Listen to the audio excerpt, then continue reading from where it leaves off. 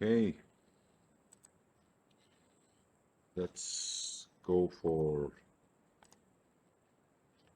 the second topic for today,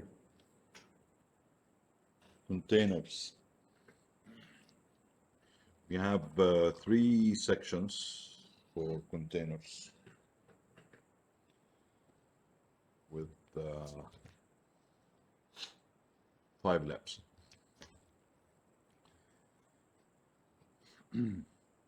The first section here, introducing container, we will talk about container-based architecture. Then they will talk about Linux container. They just trying to showing you some Linux capability that Docker or containers are using. Then we will talk about Docker overview. Then Docker commands.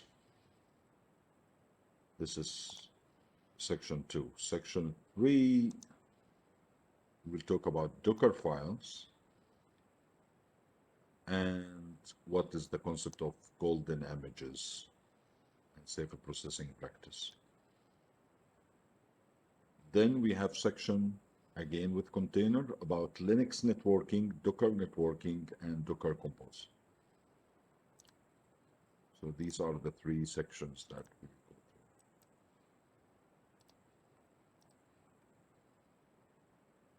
through.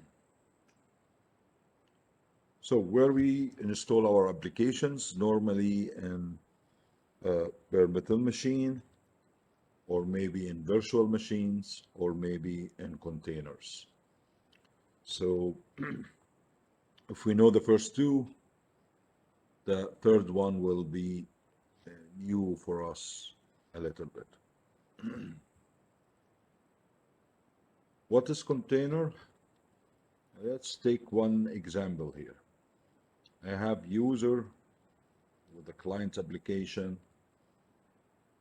and he would like to query a database. So he will send a query. And we should have here application that can take the query, send it to the database, take the answer from database, and send it back to the client. This application, maybe it is a stateless application. What I mean by stateless application means it is not logging anything. It is just doing its own job, and that's it. This is the main functionality of it. Taking the query from the user, send it to the database, take the answer, send it to the client, that's it. And he will forget what he just did. This application, maybe if I see the size of it, it will be 10 meg. Now, how to run this application? In general, the first thing that will come in your mind that I will install it in a virtual machine. In this case, I will tell you, okay, what type of virtual machine? Maybe we'll say it is Windows 8 or 10 or whatever. So Windows 8, it will need how many gig in the space for the hard disk, and the host machine, maybe 2 gig and 1 gig RAM. Now, if you check this solution here that we are talking about, this scenario, this is against lean, one of the 5 principles or concepts of DevOps. You are wasting 2 gig in the hard disk, 1 gig RAM, just to make 10 meg application running. This is too much. We are wasting our hardware resources here. This is against lean. So what to do? They said you can take this application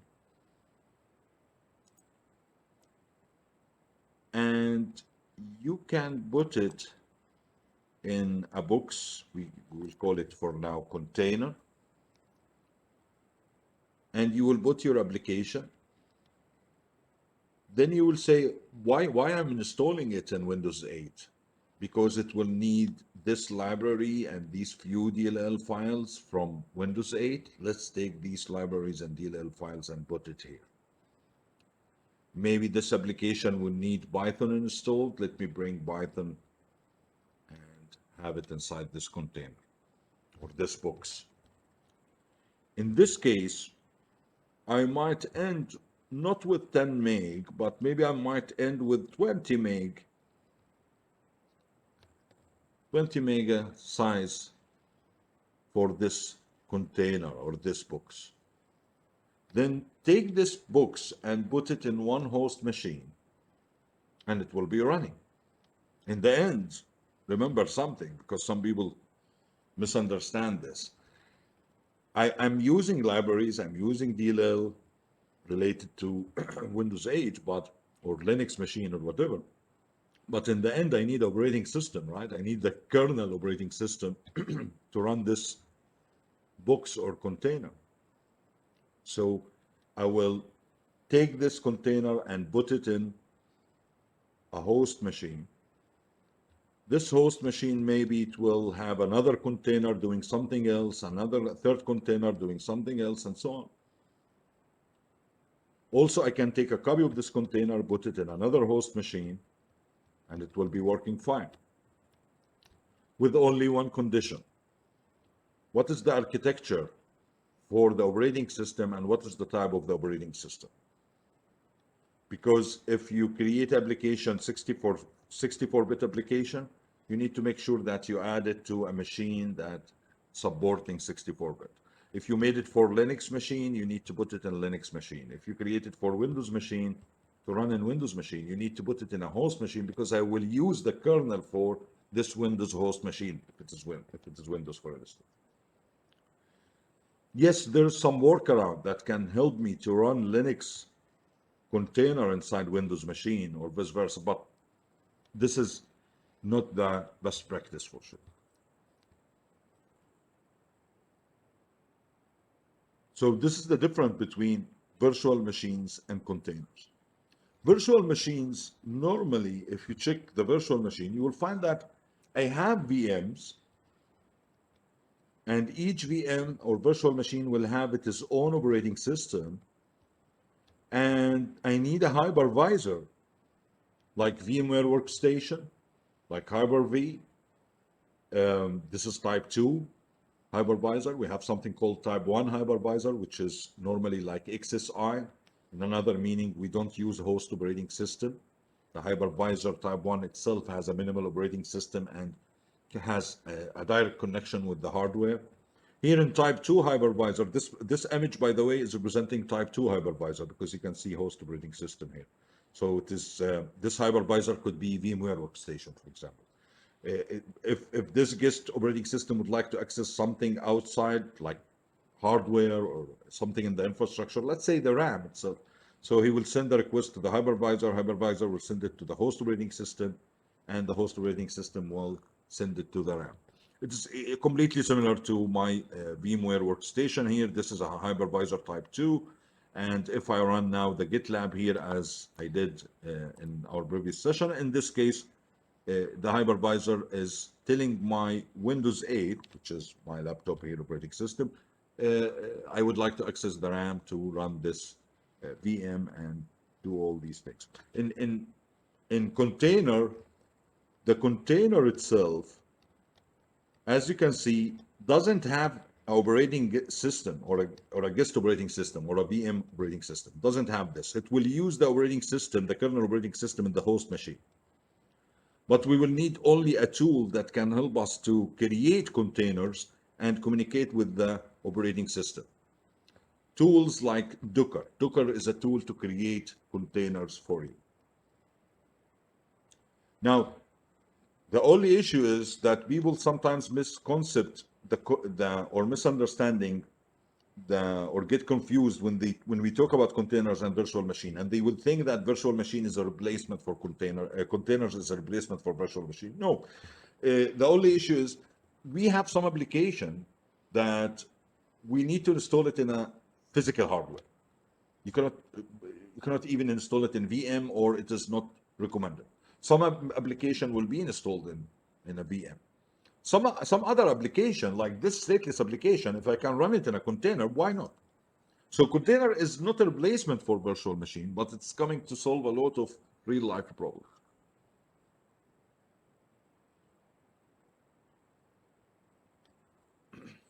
We have a lot of vendors that help you to create containers. Linux container, or what we call it LXC, is one of them. By the way, LXC is used to be supported only in Cisco devices. LXC was used to be the only container vendor supported, but now Docker is supported. If you go to the Catalyst 9K family, you will find that Docker is supported now. And Docker is considered number one, frankly speaking, now. You can install Docker in Windows machine, Linux machine, but it is made, sorry for that, it is made for Linux machine from the beginning. So if you search in Google right now and type install Docker in Windows 10 machine, you will notice something. You will notice that Docker really needs some sub-layers of Linux exist in the Windows machine. So he will need Hyper-V, and he will need WSL. And if you don't have these two, you will not be able to install Docker in your Windows machine. Frankly speaking, for me here, I disabled Hyper-V and WSL because I'm using VMware Workstation, and VMware is not compatible to run in the same machine that's running Hyper-V.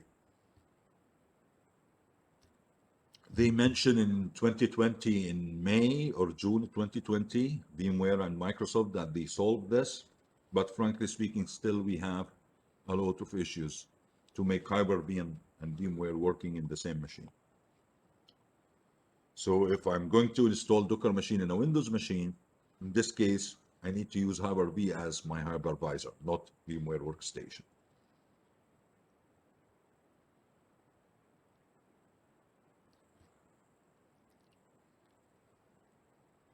Normally, you will, let me skip this for now.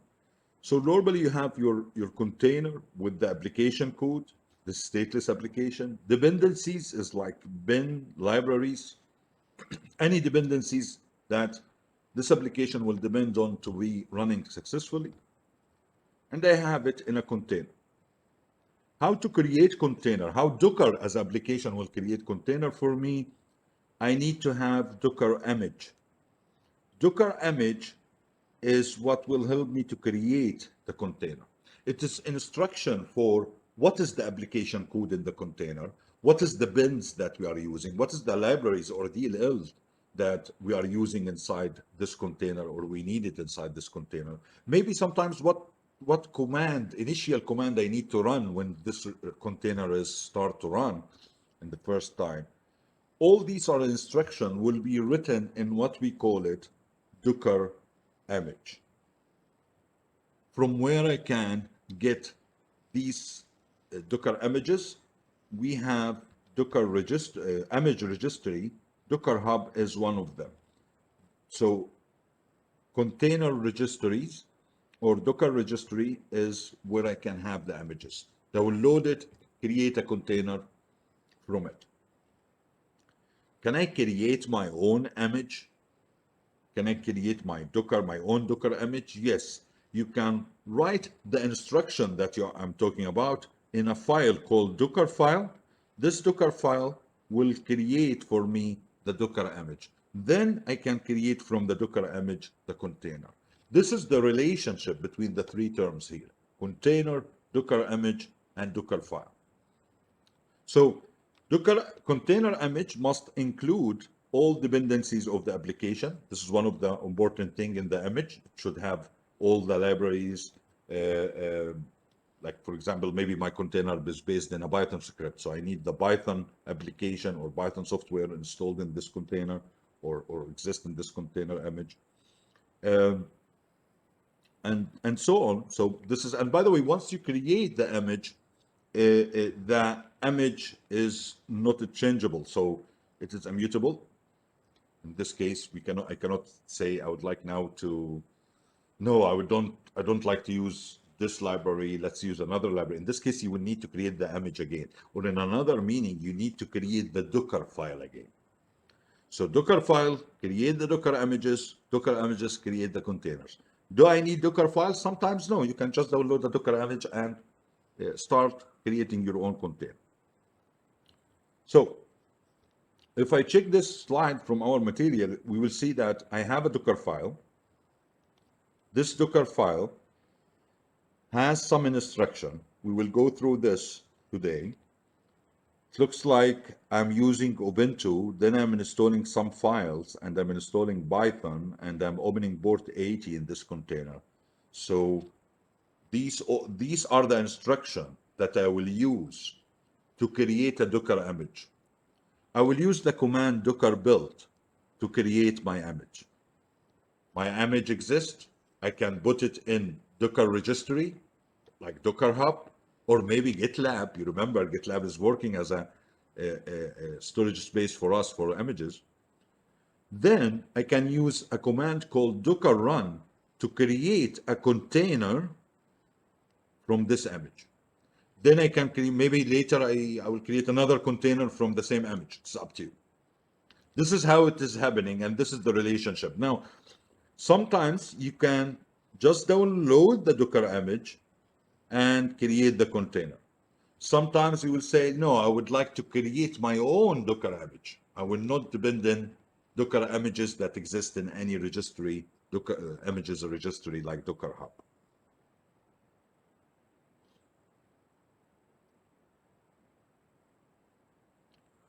Also, I need to remember that my container could be just acting as a web application server. It is hosting a website. So in the end, my container will be host in a host machine. This exists in a machine where Docker installed. And maybe some users would like to communicate with this container to see this website.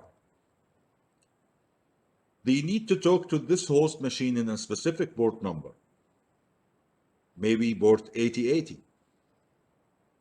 Then my host machine will understand that any traffic coming to him in port 8080, he will send it to port 80 for container 1 or whatever, what is the name of this container.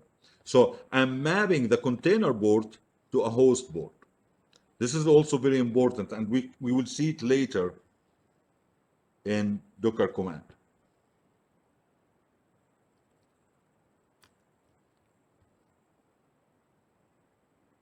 Now, sneak peek for the concepts that we are going to see in the last day in Friday. Nowadays, your application, sometimes you will open application in the internet, in the cloud, on premise, and you will notice that your application is made of different functionalities. It has log functionality, it has authentication functionality, it has another functionality for database, and so on. It is made of 6 or 7 functionalities that we can see it here. When I'm using, for me as a user, when I'm using my application or this application, I'm using these functionalities. The functionalities itself can be divided and separated, and each one of them installed in its own container. So I can have one container for log and one container representing the authentication functionality of for my application, another one for DB, another one doing this or that. So 5 containers in the end will represent your own application. One application. This is actually what we call it microservices. What is the benefit of that? This will add an extra layer of load balance, failover capabilities, more than and different than what we used to see in our infrastructure.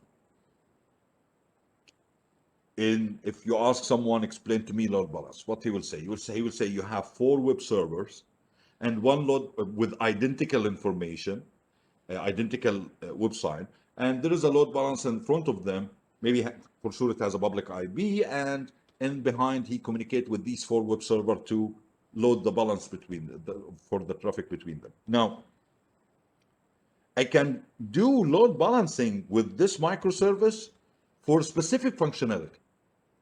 Like for example, I will say I don't need load balancing for log functionality and authentication, but maybe for DB. So let me create another container that do it, and I have load balancing between the 2 containers. So you are now dividing things to small pieces, and you can provide the same thing, failover capability, load balancing for them. What is also more important, that these containers can be, that representing one application here in my example, can be installed in 2 host machine, not 1 host machine. Maybe I will have another container here and all these functionality is duplicated, and up to you. For sure, I will need some product that can orchestrate the creation of these containers and manage this failover and load balancing stuff, and do some automatic creation for the containers based on my configuration. And the orchestrator here is what we are going to see in the last day, Kubernetes. So let's return back to the normal containers. One container having application for us.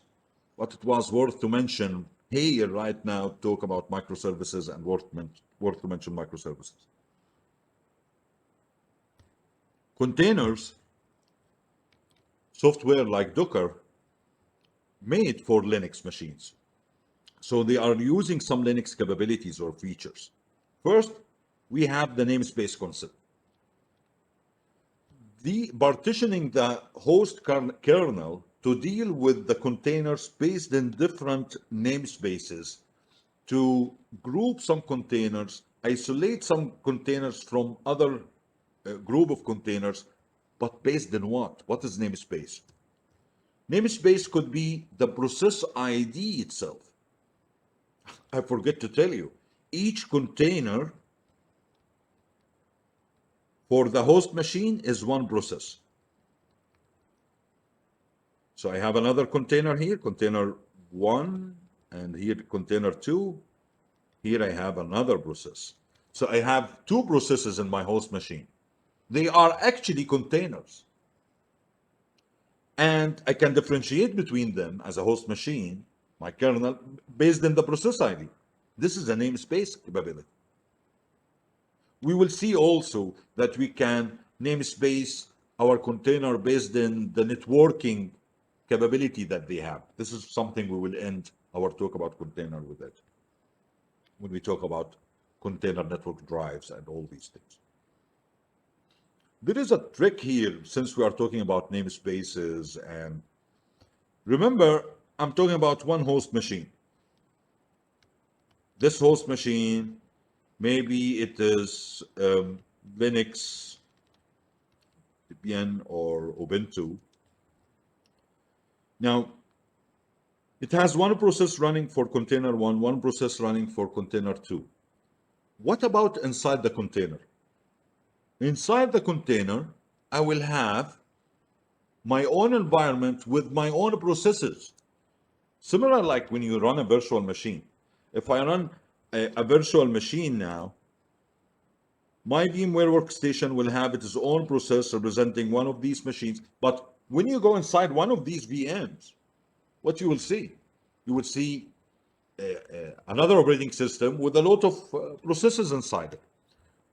The same concept we have it with container, but you will not find a operating system inside the container for sure, but you will find a lot of processes that running in its own bash shell if you would like to use bash shell.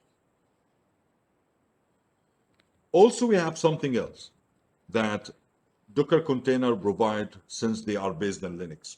There is a Linux capability, we call it control group or C groups. Now, what is C groups? C groups is simply the way to tell my host machine that I would like to create a container, but this container will not use all the 4 CPUs or the 4 cores of CPUs that of CPU that we have. It will use only one, and it will not have access fully for all our RAM or our memory. It will use this size of memory or this size of hard disk. You can do limitation for the usage of CPU, memory, disk input, output, networking for one container or more, for one process or a collection of processes.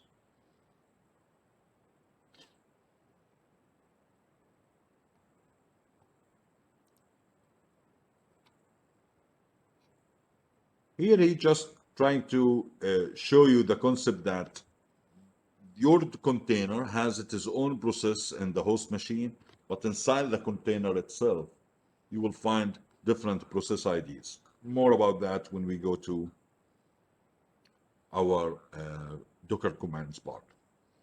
Here you can see that if you would like to use C group to limit the CPU memory storage network capability that your container have, you will add these keywords when you create.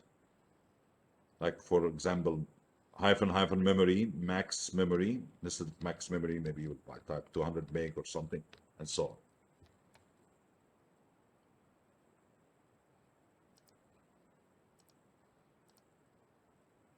I don't know why this key. Yeah. Now,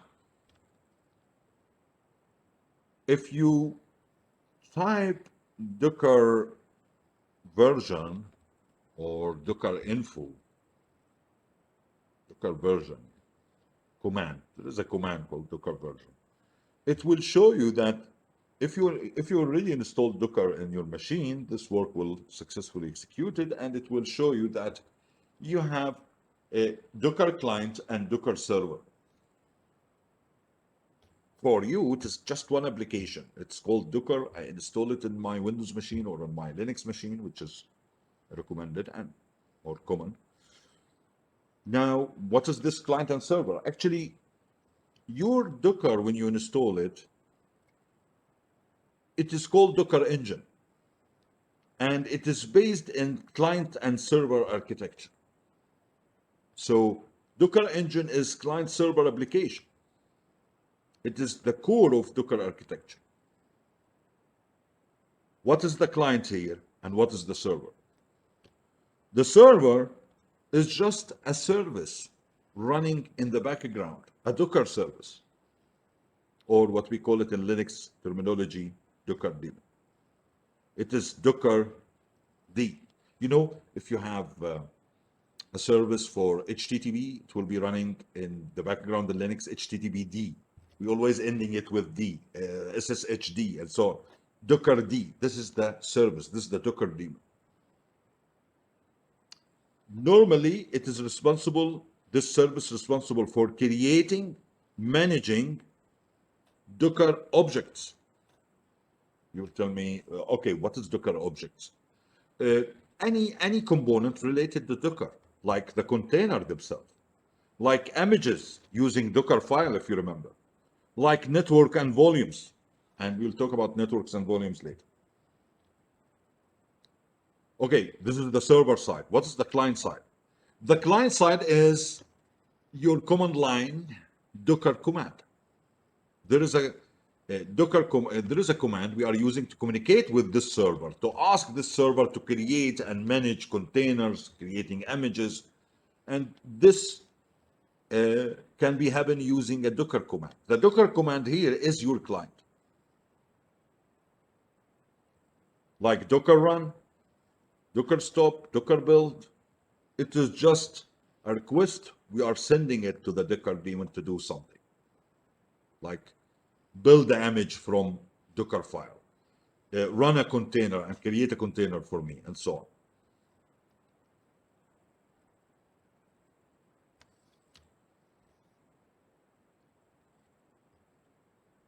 By the way, Docker command is written in a language we call it Go language. It is the second language that I would recommend it for anyone after Python to study, after finishing studying Python for DevNet in general. REST API is going to allow other client to interact with the daemon. In another meaning, he would like to tell you that you can remotely communicate with the daemon using the Docker client, and REST API will be responsible for that. You will see here that Linux operating system is providing for Docker engine the namespaces capability, control group, uh, file system layers, because sometimes my container would like to access your hard disk, your host hard disk, to save something. We'll talk about that today. And we have also the security feature that Linux operating system is providing, like CE Linux, AppArmor. And also we have the firewall, the host firewall that we have in Linux, similar to Windows firewall. We call it IB tables. And IB tables is something also it will be important to understand to make sure that this firewall is not blocking any communication coming in or out to our containers. You will see here we have container RD, run AS. Run AS is normally a container runtime. It is a tool for running the containers in another meaning. Container D is used for storage and executing the containers. Lib container is normally the namespace, the C group, everything can be called a container, lib container, and it is the format that the Docker engine using when it comes to namespace, C group, and so on. So my client can be exist in another machine than the server, yes, but in general, both will be installed in the same machine when we install Docker. So clients and Docker host here, don't make it confuse you. Deal with it like both are in the same machine. Now, I will start thinking how I am going to create a container.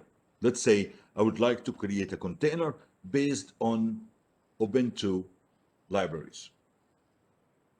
In another meaning, based in Ubuntu image. I will use Docker run. I will ask my client here, Docker run, and I can give a name for my container, let's say con1. This request will be sent to the servers, to the service, the server, right? Our server here is the service, Docker daemon. The first thing that the service is going to do is asking itself, what is the image that going to be used to create this container? In my example here, Docker run, I give a name, con1, and I will say I would like Ubuntu to be my image. In this case, my server will start asking himself, do I have this image or not? He will check his images folder in your host machine. If he found Ubuntu image, he will create the container for you. And here is con1 you can deal with it. What if he didn't find this container, this image? He will go automatically to our container registry. By default, Docker Hub, but you can tell your machine that we have a GitLab also. You can get the images from it. He will download the image. Then from the image, he will create the container. Now, what if I would like to download image, but I will not use it directly or right now to create container? You can use Docker bull. Docker bull command will download a image for you. Let's say nginx image. Nginx is similar to IIS, Apache. It's creating web server and web application for you. So this image can help me to create container that hosting a website or something. I need it, but I don't want to create a container right now immediately, maybe after a few days. But I need to make sure that this image exists in my host machine. I can download it with Docker bull and leave it there. Later I can create a container from it. Finally, what if you would like to create a container from your own image? Not image exist in a registry. In this case, I will use Docker build to mention a Docker file. From this Docker file, there is an image will be created. It will be saved here in images, and it will create the container for me from this image.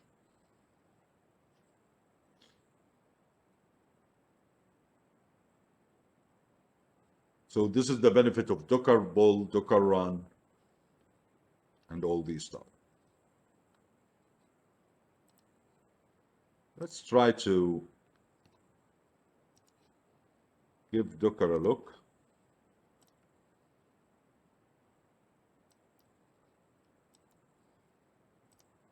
I have my Linux machine here. Let's try to create few containers and see what we can do.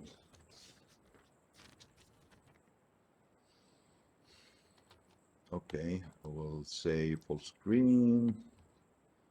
Let's make the view a bit more bigger, clear. Now, Docker version.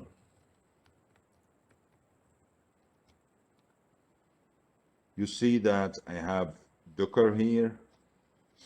I need to type sudo to make everything running as administrator machine. You see, when I type Docker without sudo, he give me the information about the client, but not the server.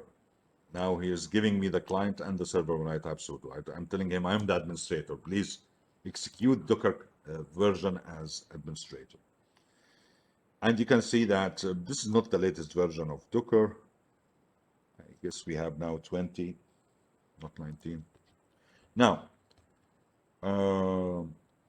let's say, let's type Docker sudo Docker info. This will give you more information about our server. How many images do we have? Nothing. I didn't download any images. I don't have any images locally installed in my machine. Containers, I don't have any containers created yet. So no running, no pause, no stop.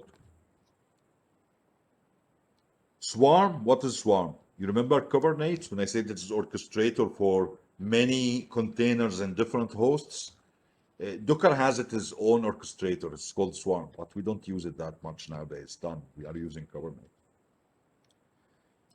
Driver, it is using C group. Logging, when we use logging or when we get information, it will be in JSON file. By the way, more about JSON, YAML, and data encoding will be later, not today. Anyway, let's now do something. I'll type Docker, I'll type sudo Docker images. Show me the images. And as you can see, I don't have any images, not yet. Docker BS. I need to type sudo Docker BS. Sorry. Sudo Docker BS. How many containers I have? You don't have any containers running. Let's try to run a container based in image. We call it hello world coming from Docker. So I'll say sudo Docker run. Remember Docker run. Docker run will create a container for you and run it if it does not exist. And let's say Docker run hello world.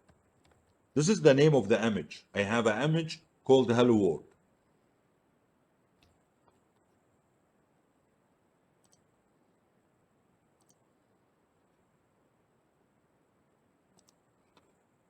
Okay. I have an image called hello world. I would like you to create a container from it. Did I mention a name here for the container? You can mention a name, or if you would like, don't mention a name. In both cases, Docker will create SHA hashing for each container you are creating. So this is the container ID for me. Now, notice what will happen. The first message, I couldn't find hello world locally. The image is not exist locally. He downloaded it for me. He pulled it. And by the way, once he pulled it, he's giving you the SHA 286 fingerprint for this image. And then he's giving you, this is the image, sorry. Then he's giving you the SHA for the file itself, for the container itself, and he run the container. You see the container is only showing you this message. It's really simple container. Hello from Docker. And this message and this container is made to give you these few lines, and it is also has responsibility to check if Docker installed correctly and working correctly in your machine. That's it. Now, let me show you something. How many images now I have in this machine? Let me type Docker images.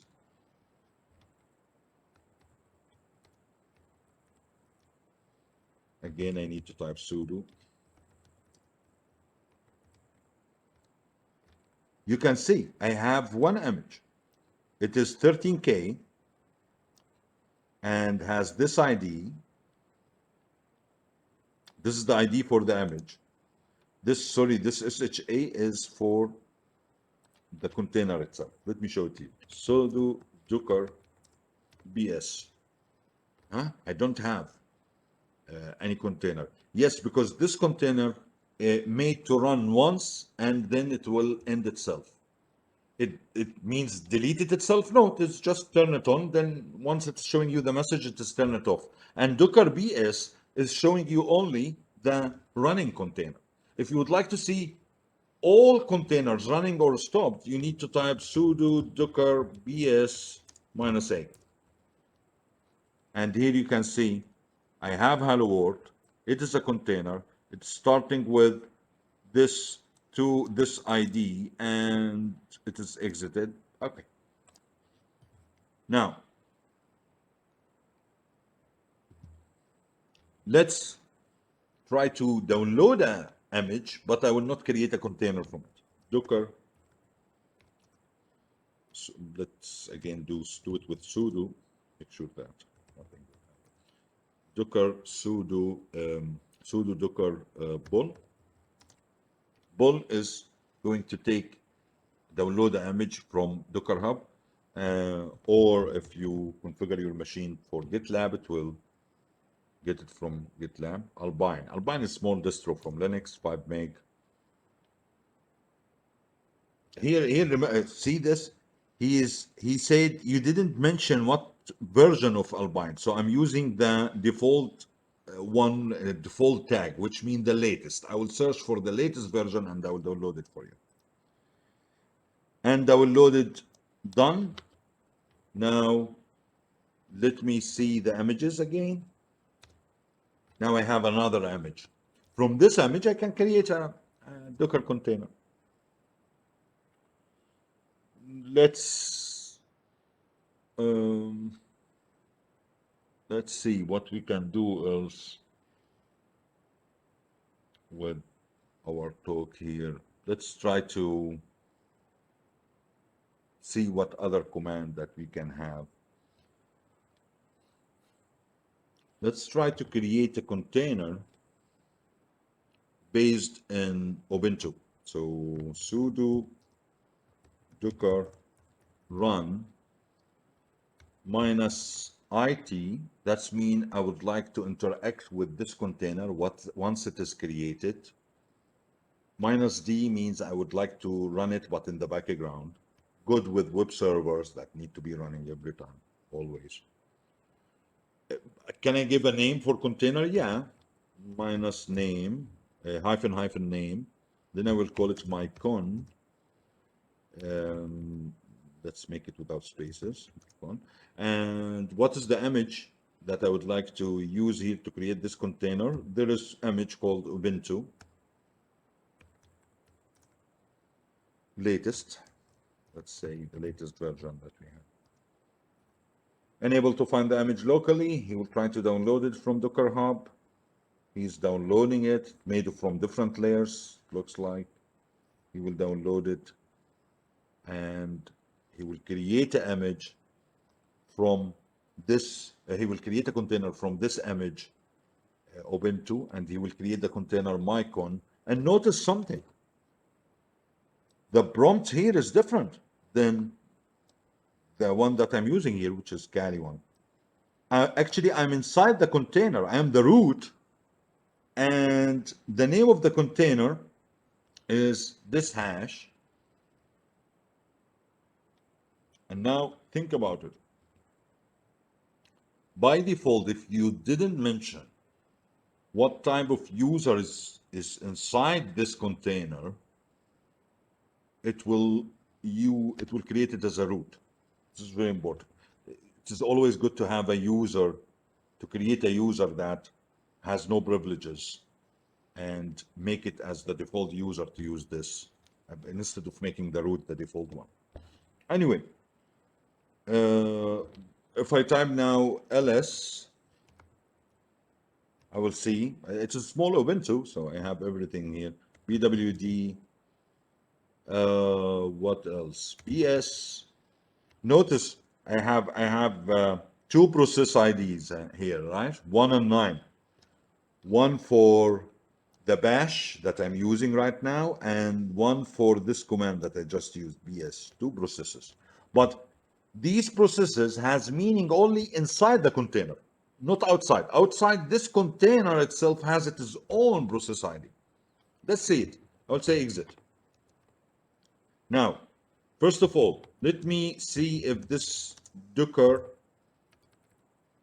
is container is running. It looks like when I made exit, it is out. So let me run it. I will type sudo docker start what is the name of it? Mycon. You can use mycon, or you can use the container ID itself. Now he's telling me mycon, your container name, your container name. What does this mean? It means it is running now. If I said now docker bs, you see it is start running 8 seconds ago. Here is the container ID, you see? And the container ID here is this one. I can now stop this container using the name or using this hashing or container ID. Up to you. Now he's done. Nothing done. A lot of other stuff. We will have it here. I was just giving example for container command. So when you understand, when we deal with this, you will understand what we are talking about. I guess now it will be good to quickly show you the commands.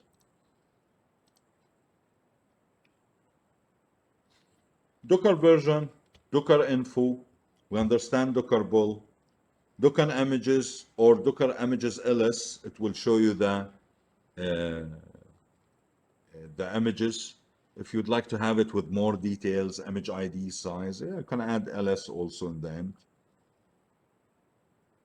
Docker inspect. Docker inspect is like the X-ray for images or containers, depending on where we are using the command inspect here. I don't know why I closed mine. Let me show it to you here. Docker container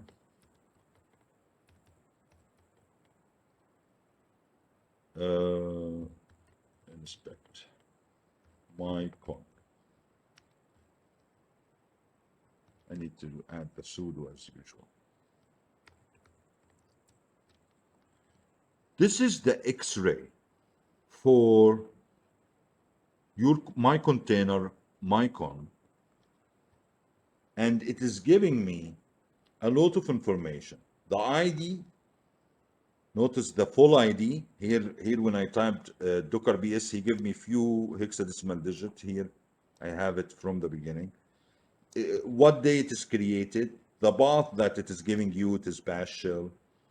What is the images SHA fingerprint, where it is installed, what is the platform, it is Linux, what is the name of the image. You can find a lot of things, including, by the way, what is the IP address that going to be used, a lot of other things. You can see it here in this end. So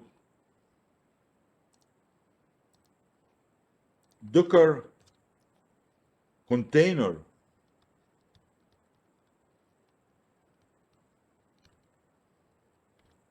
inspect, then the name of the container, like my con, or Docker image inspect, then the name of the image. It will give you more details about the image or the container. Docker run, we understand Docker run, Docker BS, Docker BSA. If you'd like to remove a container, what you will use RM. Docker RM, then the name of the container. This is to delete a container. If you would like to delete an image, you can use RMI, then the name of the image. By the way, when I say name of the image or name of the container, you can use the name or the ID, the hashing one. So RM for container, RMI for images.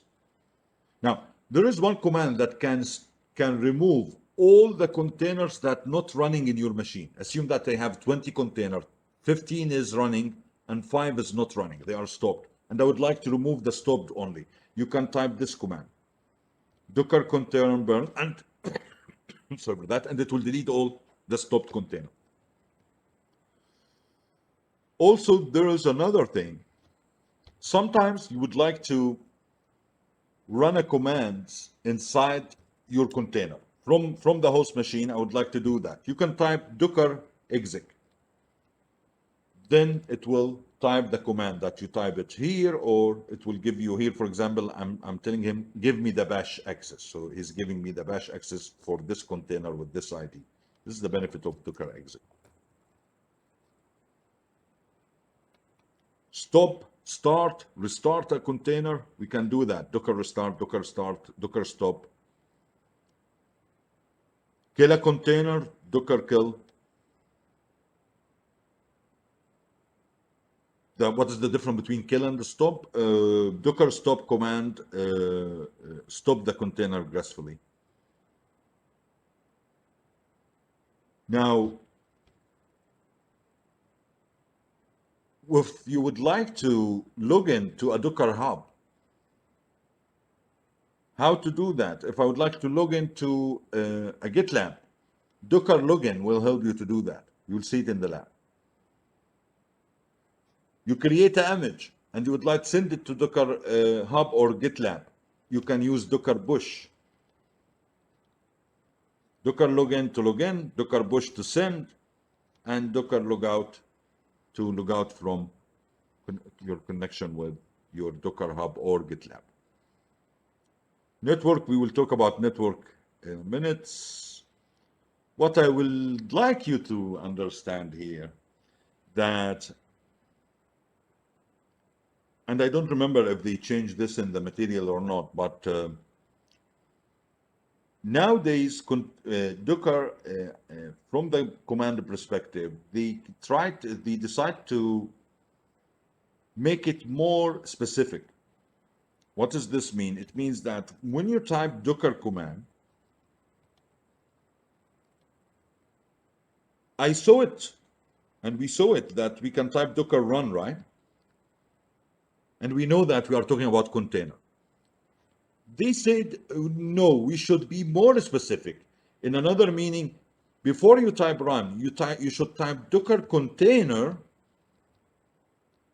then run.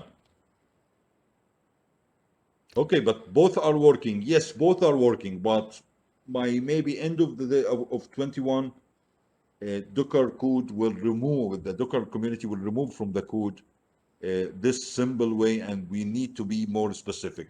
So I need to type Docker container, Docker image when I talk about image, Docker network when I talk about network, and so on. You need to be more specific. So for example, if I would like to use Docker container, what I can type after the container, you can type run, you can type create, logs, inspect, stop, kill, rm, but you need to type the word container after the word Docker. Not only container, you can also have, as I said, when you would like to talk about images, so you need to type Docker images, then the subcommand that's related to images that you used to have. Without the word images, now you need to type it, but after images.